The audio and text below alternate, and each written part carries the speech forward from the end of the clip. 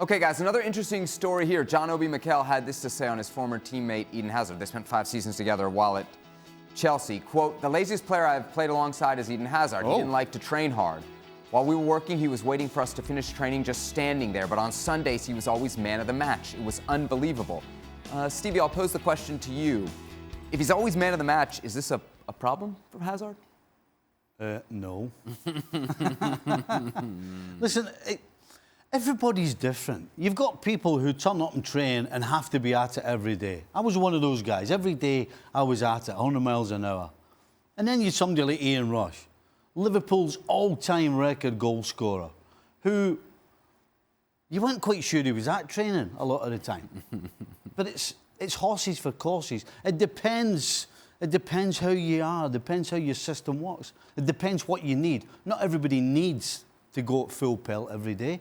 Clearly I did, and clearly Rushy didn't. Hey, as he gets older, though, this could come back to bite him, no? Excuse me, but it only is a problem when it affects your performances. I've seen lots of great trainers over the years, and then they go into a big arena and crumble. All right. So it only affects him, and I'm sure he does enough. But at the end of the day, you know, as long as he's performing on the field, it doesn't really matter. Frank Leboeuf and I had a colleague who wasn't lazy, but I've mentioned this before, but was just an absolutely awful trainer. A guy by the name of Mark Hughes.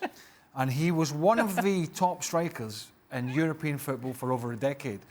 And he put the fear of God in centre-halves. But you put him on a training field and nobody wanted to pick him for the 8-a-sides. That's how bad he was. But come the weekend, Sparky was there and probably an 8 or 9 out of 10 every weekend. The only thing I would say is that when he shows up at Real Madrid out of shape like he did going into this preseason, and then you're coming into a new club as the big signing, and then you show up out of shape and with a few extra pounds on you, and then that carries on to the performances out on the field where he doesn't have a good start to the year, it doesn't create the best environment. It doesn't create the best stage that you can perform from because people are going to be looking at you. People are going to be paying attention.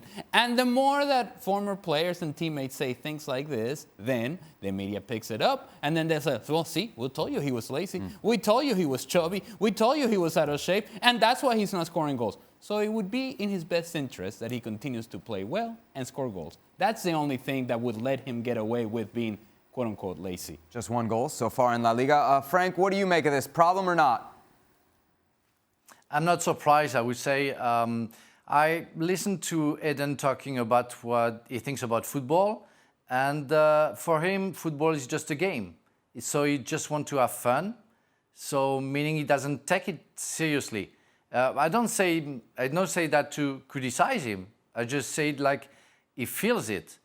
We have the comparison of Ronaldo being a hard worker, taking it like a business, like a real job. And the problem is that Hazard is in Real Madrid to replace Ronaldo. So the comparison is huge, it's big, it's completely the opposite of what Ronaldo sees maybe, but it's what it is. Eden Hazard is gifted, really gifted, and he plays on that. And it seems to be enough right now.